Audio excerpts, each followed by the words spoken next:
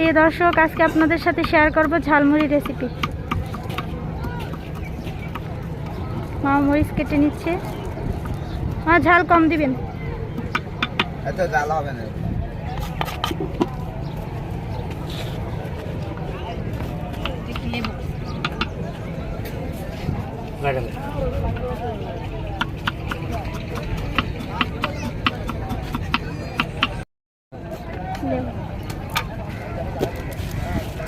মুড়ি দিচ্ছে,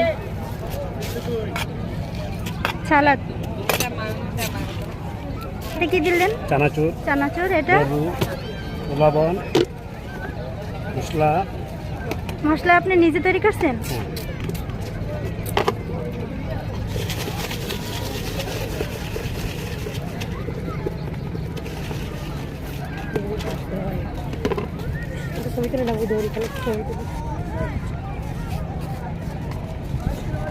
দেখুন মামার মরিচ